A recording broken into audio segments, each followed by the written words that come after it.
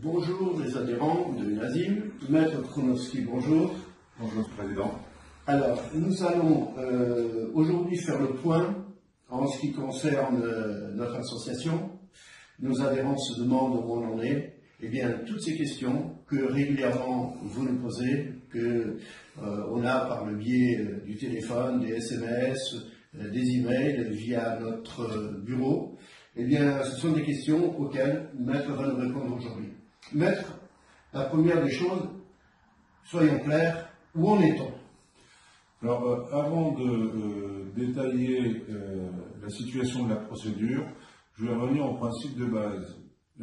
Dans la situation de l'escroquerie Getty, puisqu'il faut bien le parler comme ça, puisqu'on parle d'escroquerie aujourd'hui Getty, ça a d'ailleurs été qualifié par la justice comme tel. Il s'agit voilà, il s'agit donc d'un délit sur le plan pénal. Vous savez que sur le plan pénal, il y a trois catégories principales d'infractions: les contraventions, les crimes et les délits. Donc cette infraction est un délit, elle a été qualifiée comme telle par le parquet.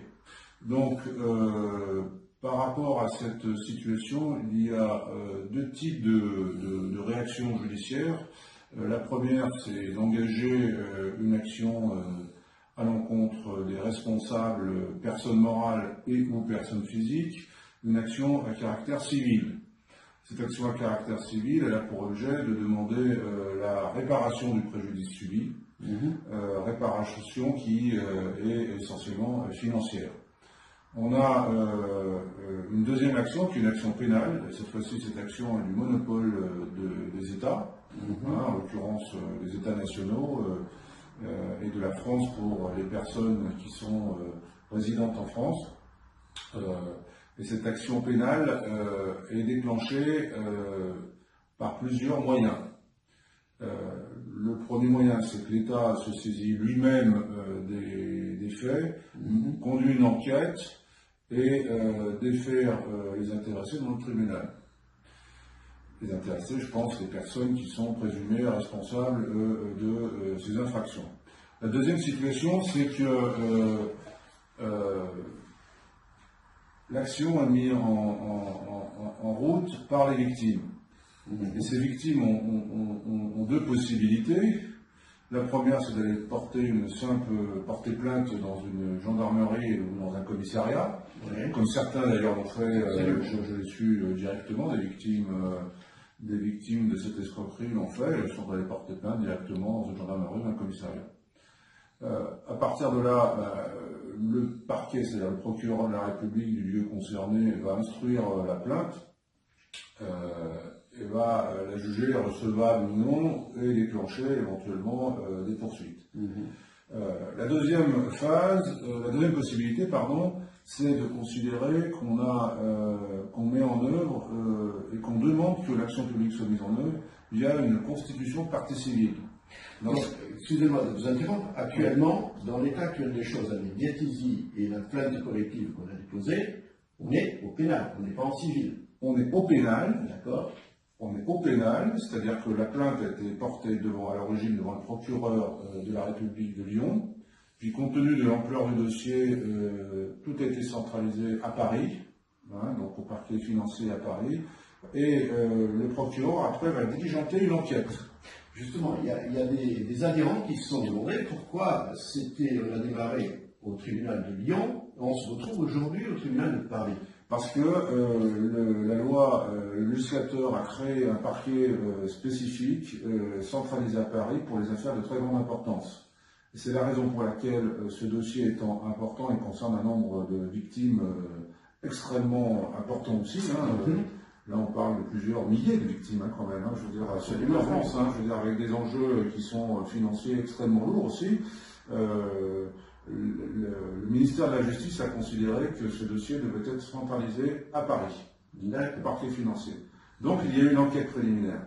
Alors, je vais revenir un petit peu en arrière parce que la démarche qu'on a faite, que l'UNASIM a mise en œuvre par mon intermédiaire pour le compte de ses adhérents, consistait à leur dire, plutôt que de porter plainte individuellement dans les commissariats, il va falloir plutôt se constituer partie civile. Alors, se constituer partie civile, qu'est-ce que c'est? Ça veut dire que j'ai été victime d'une infraction, je porte plainte et je demande que le procureur de la République enclenche l'action de l'État pour retrouver, pour qu'on ait la manifestation de la vérité, pour retrouver les auteurs qui soient sanctionnés, mais aussi dans cette constitution de partie civile, et c'est là que je vais revenir au deuxième point, on demande également chaque partie soit indemnisée du préjudice subi.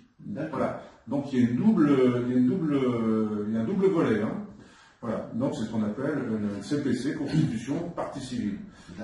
On a des personnes qui ont pu, de leur côté, aller directement au commissariat ou à la gendarmerie, mais au niveau de leur plainte civile, pour le moment, elle n'est pas prise en compte. vrai. Voilà. C'est la grande différence avec la constitution de partie civile. Donc, si j'ai bien compris, on récapitule un petit peu la situation. Notre affaire, l'ampleur, elle a été jugée plus tard par le procureur de la République comme une grande affaire. Oui.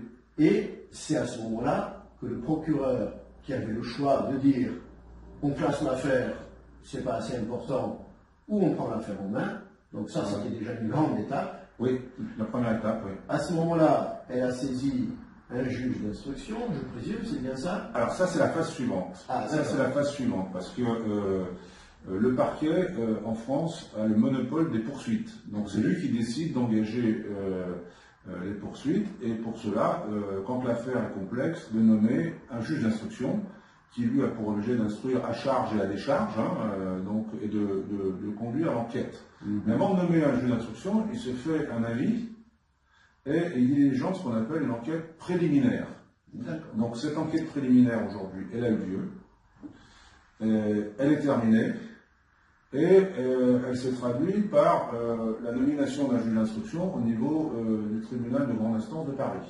D'accord. Donc cette enquête, encore une fois, je peux quand même vous couper, on a su qu'il y a des gens qui ont été entendus par les services de force de l'ordre, gendarmerie, police ou autre. Voilà. Ça fait partie donc d'une enquête. Il n'y a aucune accusation.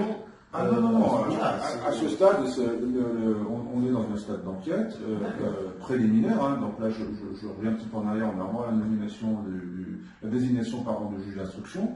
On est dans une phase qui est une enquête préliminaire, et c'est normal que tous les protagonistes, qu'ils soient auteurs présumés, puisque je vous rappelle qu'il y a un principe général, c'est le principe de la présomption d'innocence. Tant que le dossier n'est pas jugé, les personnes sont présumées innocentes. Quelle qu'elle soit, je vous ai très très clair par rapport à ça. Et ce n'est pas parce qu'on est entendu par la police ou par la gendarmerie qu'on est coupable de quoi que ce soit. C'est une constitution du dossier. Voilà, et tout à fait. Et puis, je veux dire, les forces d'enquête vont interviewer, interroger différentes personnes, qu'elles soient victimes, pour recueillir leur témoignage, leur déposition, ou qu'elles soient présumées auteurs. Et pour le moment, il n'y a aucune qualification. Il y a une enquête qui est menée, et l'enquête a pour objet de la manifestation de la vérité. C'est toujours le point de départ. Donc il n'y a aucune qualification. Donc ce n'est pas parce que les personnes ont pu être convoquées, voire même mises en garde à vue, que ça va préjuger de leur situation ultérieure. D'accord. Alors, on en revient... C'est important de le dire, ça. Absolument. Mais on en revient un petit peu à cette phase d'aujourd'hui qui est vraiment une étape très très importante. La plus importante qu'on ait pu avoir à ce jour, et je rappelle donc nos membres qui se sont posé la question, l'UNASI n'existe plus, on n'a plus de courrier, on n'a plus de messages, on n'a plus de vidéos, on n'a aucune communication. Eh bien, je pense que vous pourriez leur expliquer, et c'est l'événement d'aujourd'hui, qu'on était réellement dans l'impossibilité de dire quoi que ce soit. Premièrement, pour ne pas dire n'importe quoi, et meubler, ce n'est pas l'habitude, on est là pour travailler. Et dire des faits dont on a la possibilité d'exprimer en public. Parce qu'on est tenu à une stricte devoir de confidentialité sur les éléments dont on peut avoir connaissance de par dossier. Voilà. Par contre, il y a un certain nombre d'éléments qui aujourd'hui sont strictement publics. Le fait qu'une juge d'instruction ait été désignée pour avoir à instruire ce dossier, ça c'est tout à fait public, je crois qu'on peut le dire, c'est que l'État français a pris en considération cette situation, a mené une enquête préliminaire, et cette enquête elle a eu également des répercussions internationales, il faut le dire, via Interpol, je veux dire, puisque vous le savez toutes et tous que le réseau Getizi prend sa source essentiellement au Portugal et à Macao, il faut le dire aujourd'hui. Je pense que c'est quelque chose qui est tout à fait connu. Donc c'est logique que les moyens qui sont mis à disposition de la justice française aient été utilisés par les services d'enquête. Alors justement, la bonne nouvelle aujourd'hui, c'est quand même que pour la première fois, vous avez réellement accès au dossier.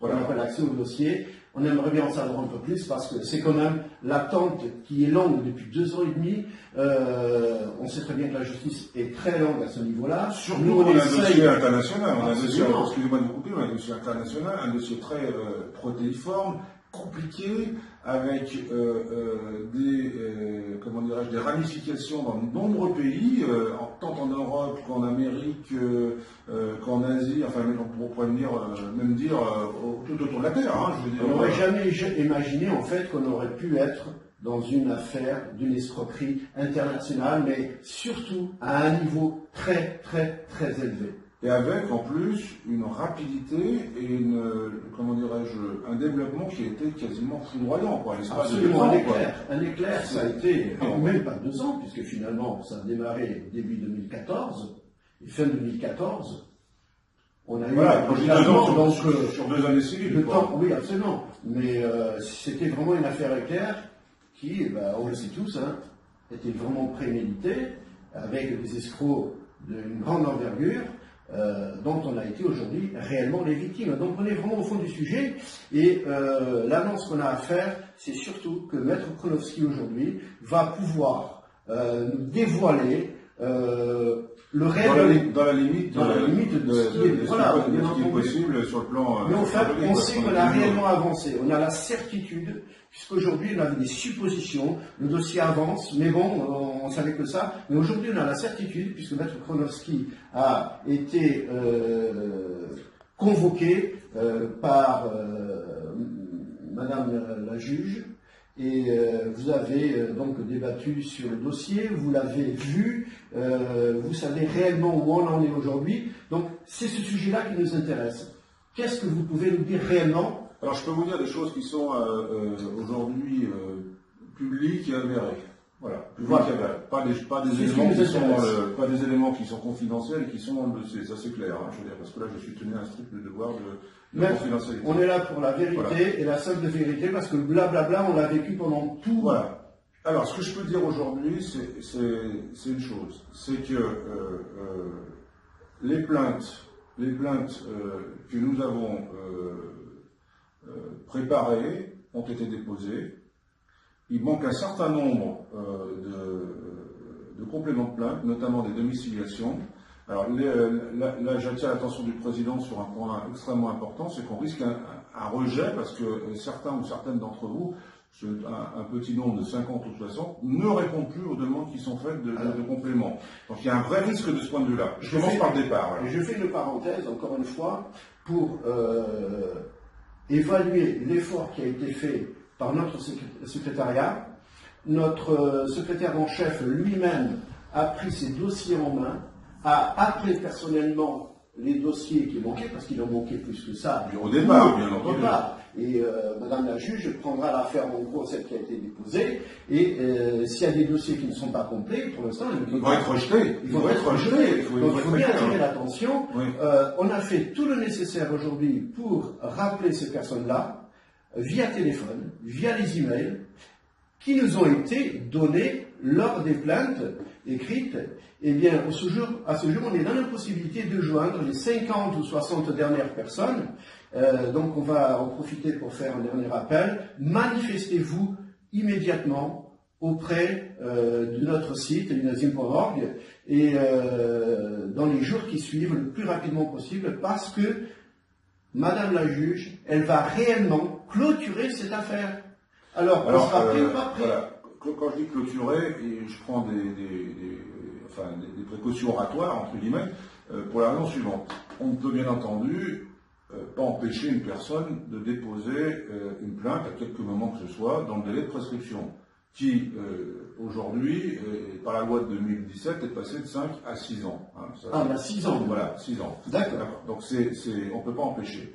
En revanche, il faut comprendre que, eu égard aux moyens de la justice qui sont quand même pas extensibles, là on parle de milliers de plaintes. On est quand même sur un dossier qui porte sur des milliers de plaintes. Donc instruire ces plaintes, mettre en œuvre les dossiers et ne simplement enregistrer les plaintes, ça prend un temps infini au niveau de la justice.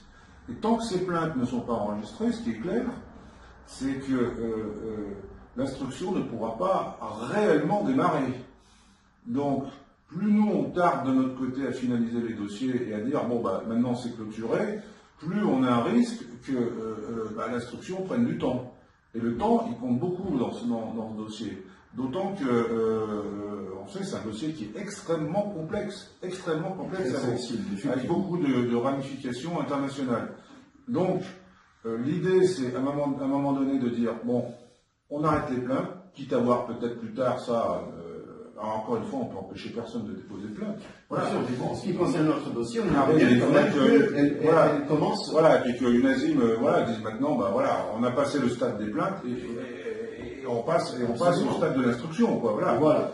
On passe au stade vraiment, enfin, je dis pas que l'instruction n'a pas débuté, mais on passe au stade où vraiment l'instruction va débuter, et c'est une fois cette instruction achevée qu'il y aura un procès en France. Alors, on va rentrer dans le concret. Ce que l'on sait aujourd'hui, c'est qu'il y a des personnes au niveau international, donc volontairement, je ne vais pas donner de nom, parce que je ne souhaite pas le faire, puisque je vous rappelle qu'il y a toujours la présomption d'innocence, mais enfin, il y a des éléments qui sont aujourd'hui objectifs et factuels, et des personnes qui ont été incarcérées.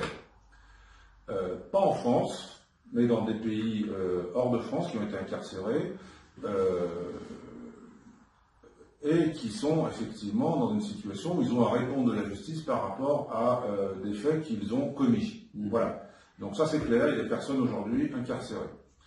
Il y a des personnes qui ont été libérées alors, dans des conditions que j'ignore, peut-être sous caution, en présentant des garanties, etc. Donc les poursuites ont été engagées au niveau international. Dans beaucoup de pays, alors évidemment au Portugal, hein, c'est pas le dire, c'est pas dévoiler un secret, puisque je veux dire. Oui, mais voilà, aujourd'hui, vous avez la certitude. Voilà, la certitude aujourd'hui, la certitude de dire au vu du dossier. Voilà, et puis surtout au vu des éléments qu'on a pu aussi glaner directement au Portugal par les contacts qu'on peut avoir. Donc, au Portugal, on sait qu'il y a aujourd'hui des poursuites engagées. En Espagne, on sait aussi qu'il y a des poursuites qui sont engagées, donc dans ces deux pays. Après, certainement dans d'autres pays, mais au moins dans ces deux pays, ça c'est une évidence. Donc après, la question, c'est, bon, je pense que celle qui nous est posée, et qui est posée au secrétariat du NASIM très, très souvent, c'est de dire, bon, il y a une action pénale, elle est engagée, qu'est-ce qui va se passer derrière? Est-ce que je peux espérer avoir une indemnisation, et si oui, quand? Voilà, ça c'est la question fondamentale, je pense, que pose l'ensemble de nos adhérents. Ce qu'on sait aujourd'hui, c'est qu'en France, à notre connaissance, il n'y a pas de fonds bloqués, séquestrés ou dans une banque au nom de Getty. D'accord, donc au vu du dossier que vous avez entre les mains, au vu des éléments généraux, de façon il n'y a générale, pas de compte bancaire existant de la part de Getty. À ma connaissance, non. Voilà. En revanche, ce qu'on sait aujourd'hui, on le savait déjà antérieurement, mais on en a la certitude aujourd'hui, c'est qu'il y a des sommes qui sont bloquées, des millions d'euros. Je ne donnerai pas le montant précis parce qu'effectivement, je ne veux pas donner d'espoir, de faux espoirs, etc., mais qui sont bloquées par la justice portugaise, ça c'est clair, et par la justice monégasque également. On ne parle pas de millions d'euros, mais de centaines de milliers d'euros. D'accord. On pense qu'il y en a également, que les sommes ont été bloquées au niveau de la justice espagnole. Je n'ai pas pu avoir confirmation personnellement. Voilà, donc la question suivante, c'est quid de ces sommes et quid de la récupération in fine? Absolument. Alors ça, là on entre dans un autre volet, qui est le volet civil. Voilà, c'est-à-dire, on avait au départ la partie pénale, là voilà. où on est, et maintenant on peut envisager, pour récupérer nos sommes éventuellement, une partie civile. Mais bon, je pense que ça fera l'objet d'un débat plus tard. Notre but aujourd'hui, c'est de savoir réellement où on en est. Voilà. Vous venez de le dire, mais donnez-nous un aperçu éventuellement de la partie civile, chose qu'on pourrait peut-être faire en plus. Je ne sais pas. Oui, c'est-à-dire qu'aujourd'hui, on a porté plainte en France avec constitution de partie civile. Donc, normalement, l'indemnisation, elle est logique, elle est la conséquence du procès pénal. Seulement, la difficulté, c'est comment faire valoir cette créance d'indemnisation dans la mesure où en France, aujourd'hui, on a quasi certitude que... Il n'y a pas d'argent. Donc, il faut aller le chercher ailleurs. Donc, en revanche, on sait que dans d'autres pays, il y a de l'argent qui a été bloqué. Donc, l'idée, c'est de réfléchir comment les victimes françaises et les adhérents, plus spécifiquement du nazisme, pourraient mettre en œuvre une action à caractère civil et ou pénal dans les pays où les fonds sont bloqués. C'est-à-dire agir juridiquement pour obtenir, alors pas seulement la condamnation, mais surtout le fait de pouvoir être indemnisé. Voilà. Donc je pense que dans les mois et les semaines qui vont venir, ça va être la deuxième phase de l'étape. Maintenant qu'on a des certitudes, la deuxième phase de l'étape, ça va être de dire comment enclencher ces actions civiles. Est-ce qu'elles sont possibles dans les pays concernés? À quelles conditions?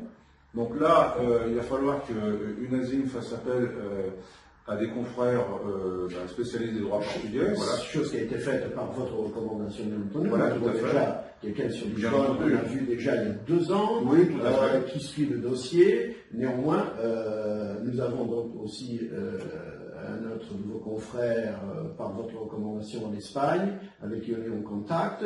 Et donc, si j'ai bien compris, et si vous voulez, la logique des choses, il faudrait on aimerait bien que ça avance un peu plus vite, donc peut-être qu'en parallèle, on pourrait mener une deuxième action, donc l'action civile. Voilà, c'est-à-dire d'être... Pour ne pas entraver la justice française d'un côté, mais qu'on ne reste pas en attente comme ça, se tourner les pouces, à rien faire. On pourrait, pour ceux qui le désirent, envisager éventuellement une deuxième action différente. Voilà, alors, je veux dire tout de suite qu'en France, ceci est impossible, puisqu'il y a un grand principe du droit français qui dit la chose suivante: le pénal tient le civil en l'état. Voilà, donc ça c'est un proverbe qui veut dire la chose suivante: à partir du moment où il y a une action pénale, tout ce qui est indemnisation vient après.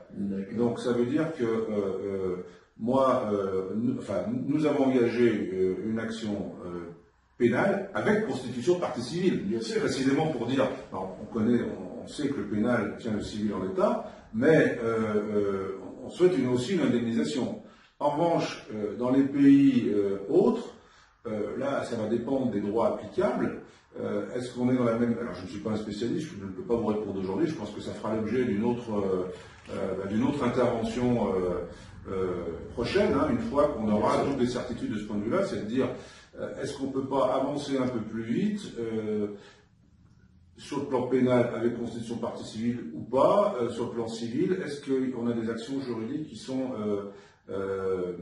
à notre disposition dans ces pays pour essayer de faire en sorte que une partie de ces sommes, ou toute partie, elles reviendront, de toute façon, elles sont là pour indemniser les personnes qui ont subi un préjudice, mais au moins de compter au nombre des personnes qui seraient indemnisées. Alors, encore une fois, UNASIM a fait le nécessaire déjà depuis un certain temps, justement avec un avocat au Portugal, avec dernièrement un avocat en Espagne, en essayant de coller notre plainte française et tout le travail qu'on a fait auprès d'une procédure espagnole ou portugaise. Eh bien, ceci est impossible, puisque au même titre qu'une personne qui a démarré l'affaire de Getizi dans un pays étranger peut se coller à notre affaire de UNASIM, mais à titre de consultation, à titre consultatif, pour savoir où est-ce qu'on en est, mais en aucun cas ne peut demander ou envisager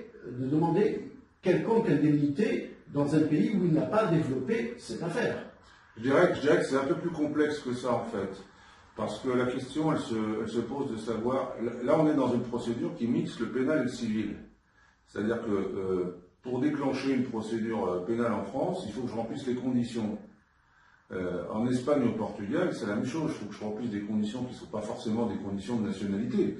Si j'ai subi un préjudice en Espagne ou au Portugal, je peux bien demander à la justice portugaise réparation. Mais il y a un certain nombre de conditions.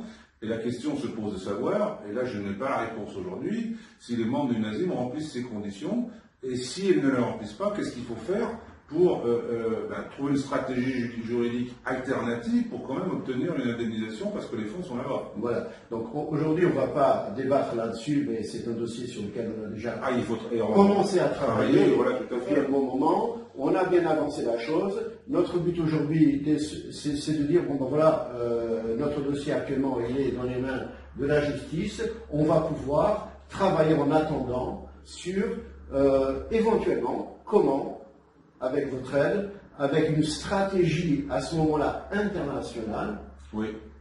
Voir comment on pourrait réellement intégrer une justice étrangère européenne, le Portugal et l'Espagne, bien entendu, ce sont les pays les plus concernés, il y a l'argent dedans, c'est ça, on en a la certitude.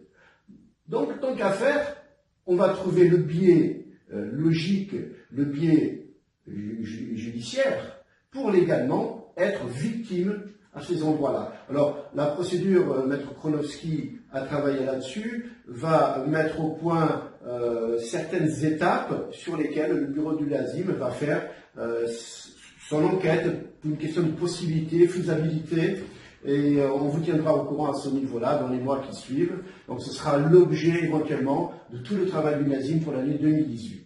Exactement. Absolument. Donc c'est le chantier à venir avec bien entendu la finalisation des plaintes, comme je l'évoquais tout à l'heure. Voilà. Maître, je pense qu'aujourd'hui on a fait le point. Oui. Nous avons un certain travail administratif au sein de l'UNASIM aujourd'hui à faire, notamment modification des statuts qui se fait tous les ans suite à l'avancement des travaux. On doit s'adapter. Nous avons notre assemblée générale très bientôt, donc ce sera annoncé sur le site, la date exacte, le lieu exact. Et donc on va essayer d'avoir un maximum d'adhérents qui vont se manifester, qui viennent nous voir, puisqu'on est là pour ça, on travaille pour ça, et voilà, donc la communication, elle est là, une fois pour toutes. Voilà. Maître, merci beaucoup. Je vous en prie, Monsieur le Président. Et puis à la prochaine vidéo. À très bientôt.